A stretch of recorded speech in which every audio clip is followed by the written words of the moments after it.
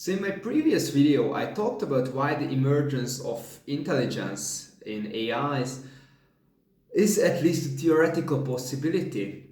A lot of people still have the question about, well, why could AIs surpass humanity if we train these systems and they learn from data that was generated by humans? How could it be that, why is it not the case that AIs could be at the limit as intelligent as we are because, they learn from our data. So in this video, I want to answer this question basically in two ways. Firstly, I want to point out the development of certain areas where you can already see that AI surpass human level. And then in the second part, talking about the fundamental advantages that artificial intelligence has over human beings and why I believe AI has a huge potential to surpass maybe humanity even. So firstly, let's talk about that in certain narrow domains, what we see and certain tasks, we already see that artificial intelligence right now is at the superhuman level. Let's take, for example, large language models and lexical knowledge. If I ask ChatGPT about quantum computing, about biological cells, genetics, cinema, literature, languages, whatever, it can talk to me about these topics, and it's quite knowledgeable. It's far from being perfect, but I have much better chances to cover all these topics than if I would talk to any human beings. I think no human being is as generally knowledgeable as ChatGPT, for example. It probably has to do with superhuman memorization, but you can already start to see the trend that, even though it's human generated data, something superhuman could emerge, right? There is still the argument that, okay, maybe it can be more intelligent than a human being, but we as a collective, we're still more intelligent in this domain. And this is true regarding these tasks of lexical knowledge. But there are other domains where this is not the case. For example, AI has amazing pattern recognition abilities, much better than humans do. If trained right in a narrow domain, it can understand subtle patterns, repetitions, and correlations in the data, what humans just cannot pick up on. Let's, for example, say where AIs are often used nowadays. For example, industrial predictive maintenance. That means I want to predict when industrial machine will break down and when it's okay and it will continue functioning, right? So, for example, we give just the sounds, how these machines sound recorded by a microphone to AIs, and then they have some training data about which machine broke down when and which machine did not break down. And based on that, an AI can predict with pretty good accuracy when a machine will break down. And it's not the case that even if I put all the human experts in the room and they're all listening to the same data, they're just not able to pick up on the subtle level of patterns which good well-trained artificial intelligence could. So even if I put, I don't know who has expertise in this area, but I put all these experts there, they listen to the machines doing the same stuff, but probably a good AI algorithm can surpass the prediction of all human experts. This is also more and more becoming the case in medical imaging and radiology, detecting cancer types. They understand even the picture, what they see better, that oh yeah, this must be a malignant tumor. starting. And I mean, like, I think it's still debatable whether they can beat the best experts in the field, but they are pretty much in the ballpark. And you have to see also regarding this whole argumentation about human data. Already in these examples, it's not just human generated data. You can give basically an artificial intelligence any type of data. You can, if you have like a sensor, you can feed it into an AI. So I mean, like, you just can record the physical environment via camera, via microphones, via other sensors. Doesn't have to be human data. But what's maybe even more interesting or more scary, or is the possibility that I mean, like, sometimes AI is able to, if there is like a good algorithm and some good signal, the signal basically tells it whether it does well or bad on the job. It can basically like self-play and self-improve to very high degrees. For example, the domains of simple games like chess or Go or computer games. Like one idea which changed the field was self-play, that an AI plays against different versions of itself, and then you basically can compare which AI is better and give them some feedback, whether you did right or wrong. And this was, for example, like a very famous example of AlphaGo Zero, which did not have any human data, so it did not even start seeing experts or beginners playing this game. It just started to play against itself at the beginning without knowing the rules, and it figured out how to play this game.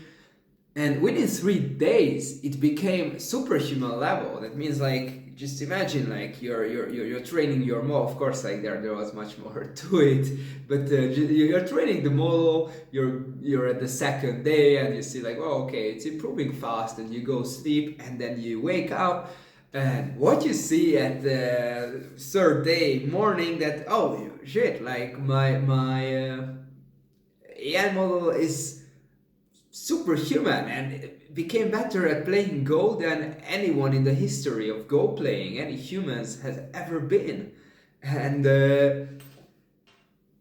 that's incredible. I mean, that's just by playing itself. It did not need any human data. So it's not the case that AIs can only learn from human data. The world is pretty rich source of data, and there are clever techniques where this can be surmounted. So I mean, closing this section, we see that even current AI models have the ability to surpass humans in more and more domains. We're still at the level where it's usually like a narrow domain, a game, but there is no human level cap on intelligence. It's not that, like, our intelligence as humans is the apex what the world could produce, and there could be nothing more than that.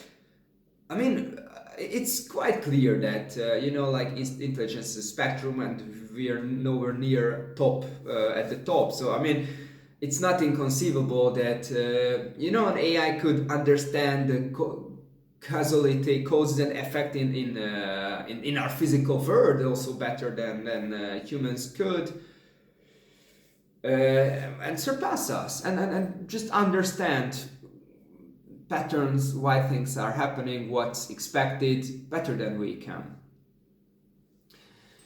So this was like basically what we already see, but I really find the field of AI fascinating in a way that you don't just that's just like one tiny part of the equation of like what's possible now. But because the field is improving so rapidly, you kind of always have to, or trying to look of what's coming, or what's the possibilities. What are the possibilities?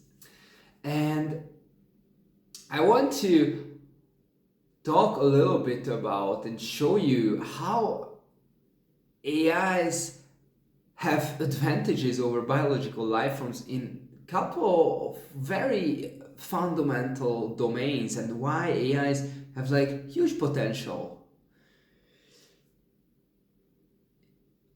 I will list the five most important, like five, which seems to be the most important for me. Firstly, let's consider the processing speed. How the human brain works is like you process the information with neurons, and how the neurons communicate, it's with like they're secreting some some chemical stuff called neurotransmitters that go in the synapse and bind to receptors of the other neuron, and then basically the other neurons understands the information and then processes it and forwards it.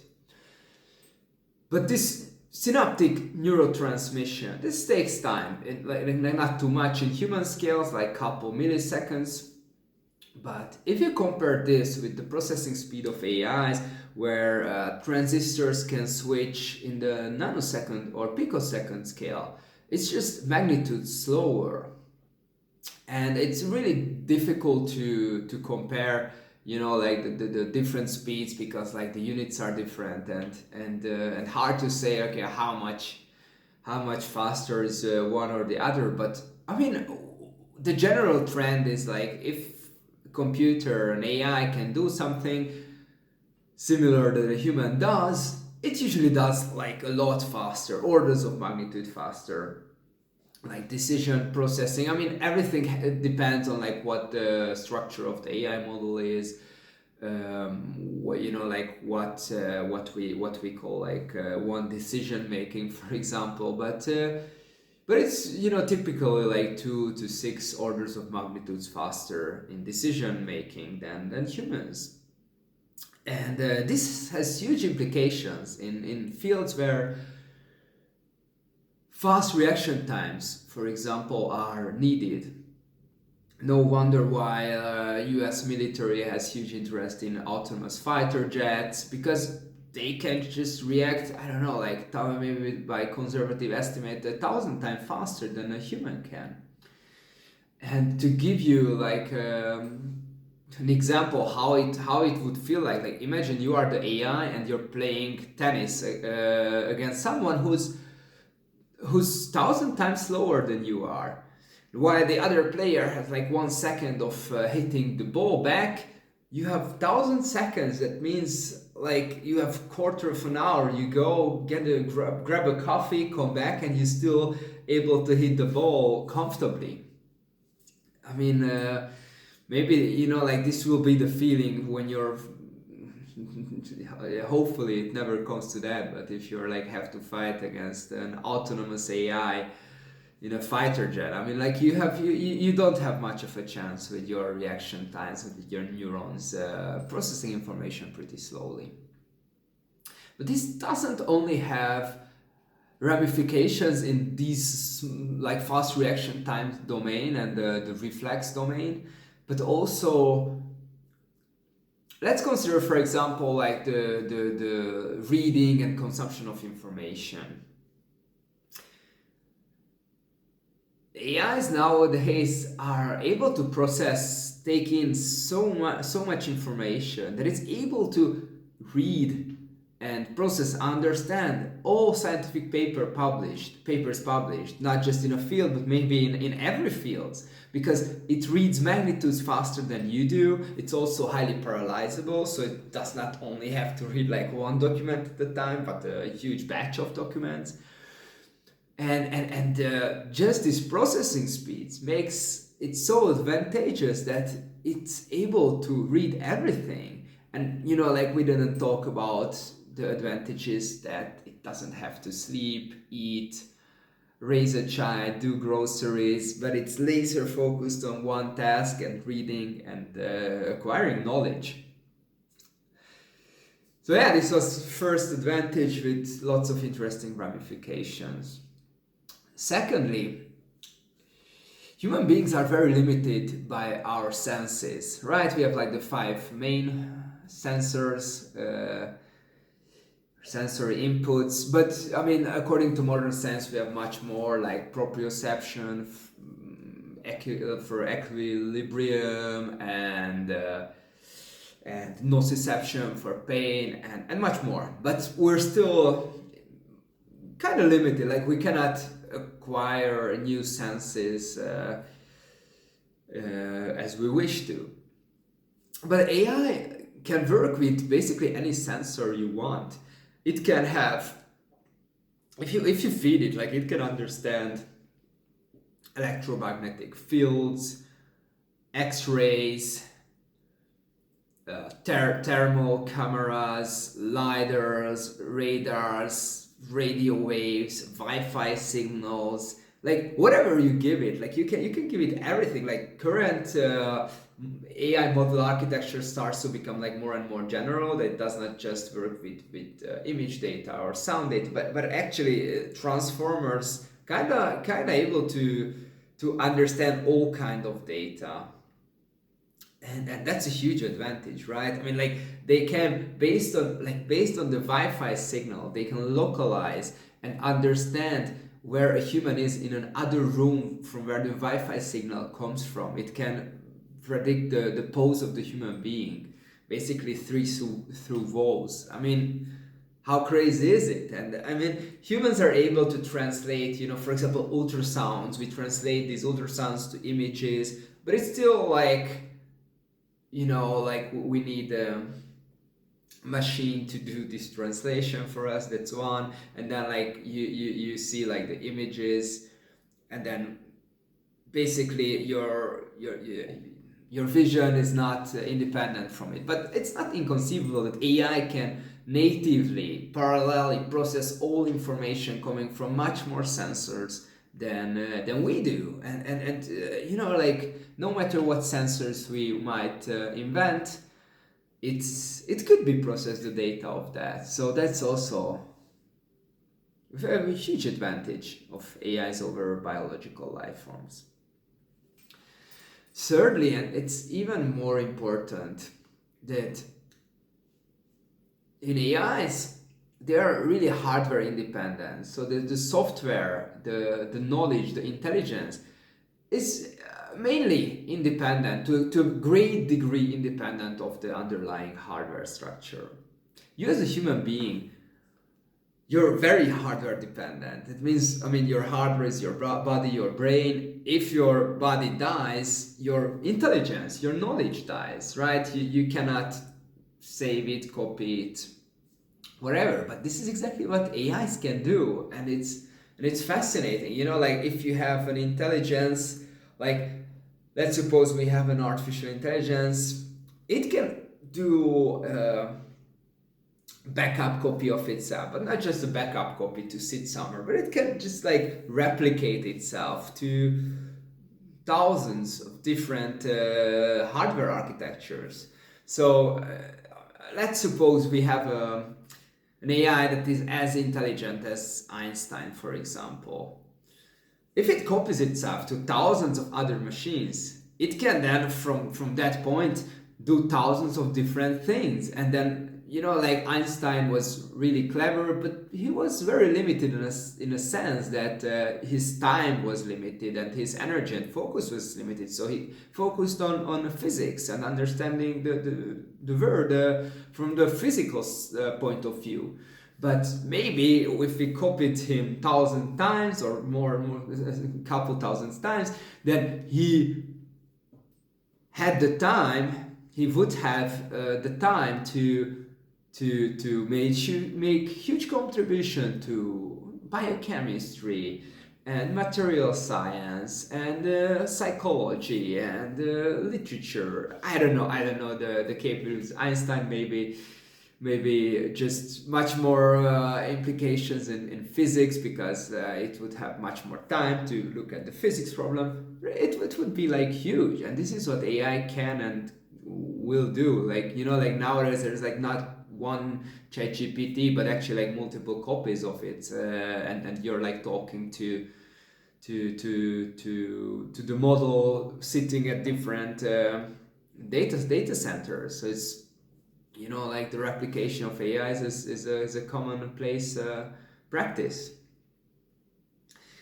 And in humans, transmission of information. If I die and I have some knowledge, some insight, like I have to like trying to explain it to you, and it's so difficult and so hard and so incomplete. You have to understand, you have to ask me question, you know, like your knowledge will probably still not be the same as my knowledge. And or even like if you want to transmit your knowledge to your child, you have to raise it, wait until it's 18 and it's smart enough to start talking about the stuff that's important to you. In AI, it's much faster. It's just well, if you have the hardware infrastructure, you can copy it instantaneously without errors. Um, and yeah, I mean, and it goes even crazier. Like as a human, if you want to increase your brain size, can you do it? No. As an AI, can you do it? Yes. I mean, like maybe it requires better hardware infrastructure, bigger, you know, like bigger, more, couple more server parks, and maybe, you know, like more data to learn from. But it's, you know, like not inconceivable, and this is happening right now, that we're training bigger and bigger models. We say like, oh, this AI is smart, but let's check what it does with a bigger brain and the bigger brain, and you know, this can be done, and it's crazy. And also just to also underpin or pinpoint how hardware independent these AIs are. It's, you know, you have like, let's say you have a general intelligent agent. It sits in the cloud, but you can put this agent, if the hardware allows, in a car, in a rocket, in a drilling machine, in a airplane, in a, you know, so, like whatever you want. And then like you as a human being, you cannot mold your body like this and then like, you know, get fucking new limbs and new forms. But as an AI you can, and that's crazy. You can design basically your own hardware as well, not just your software. And yeah, I mean, it has huge implications. And this brings me to my next point,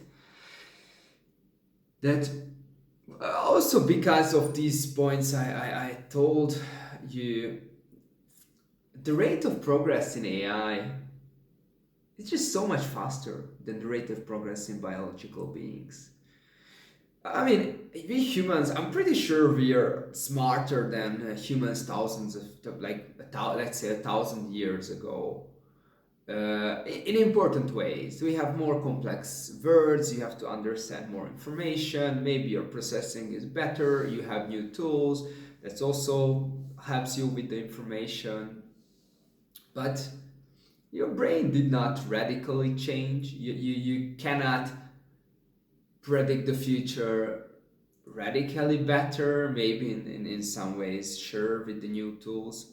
But if you compare this with like how much AIs have improved in the last, not 1,000 years, but 5 years or 10 years or 15 years, like it's crazy how much of the world they were understanding back then and now. And and this is partly due to also like one huge AI advantage, that our evolutionary learning and upbringing was basically due to a very slow mechanism, that you have variations in the population and then traits which are helpful get selected, and then in a couple generations times these traits get more common and more accentuated in the population. But with AIs, they have like some intelligent designer behind that, which are we right now, that we say like, okay, this worked well, this did not work so well, I have an idea, let's try this, let's do that. And it seems much more straightforward. And finally, now I said it, that okay, we are, you know, like we are doing this intelligent design behind the AIs, but it's not 100% true as of now. Already, the hardware, the AI chips, which, for example, NVIDIA is the main player in the GPU side, so the hardware side on what AI models are trained and then implemented and served. Already, like a lot of the chip design is done by AIs actually. Like AIs already design their own hardware, so to say. They optimize stuff so it becomes better at processing and becomes faster. So I expect and I suspect that this trend will hold, and AIs themselves will drive the improvement of AIs and AI development more and more. And this is a scary situation because, again, comparing this with human beings, like what you see is that if you want to improve yourself, well, I mean, you can try to learn that it's improving yourself. But for example, I really like handstand and practicing handstand. And how do I improve in this domain? I'm like doing literally handstands, and then I'm trying to force my brain by a lot of practice that it understands and connects good with the proprioception, that okay, now I undershoot, now I overshoot, now I should kick harder, flex my legs better, whatever. But it's lots of trial and error, and it's not that like I suddenly have an insight and I know how to do it, but it's like, okay, it's getting better and better and better and better. My brain understands more and more how it should feel like to be stable on my hands. But it's not the case, and I wish it would, that I can go and change the learning algorithms in my brain to like go faster towards understanding this equilibrium. I cannot do that. Like no one can. It's literally, we're not even close in humans to understand what's like how brains understand and learn this thing, for example, become better at proprioception. I cannot tinker with my brain in that way, or the algorithm which helps me learn. But this is the case in AIs. We're getting more and more futuristic here, but it's possible that AIs could like rewrite and design their own learning algorithms. They say like, okay, well, like this learning, it's not fast enough, it's not good enough. Let's change this, let's change that, let's try this. Oh yeah, here I learn faster and I can learn the handstand much better. And it wrote an algorithm to itself, and we're able to self-improve in like so radical different ways than we can, or maybe even more futuristic, so we're nowhere near, I think, but maybe it's not inconceivable that AI could look at his own weight, basically his own brain, and understand the patterns there and say like, okay, I should change these weights like this so I become better at handstands right away. I don't know if that's a realistic possibility, but for sure you can change your own brain structure.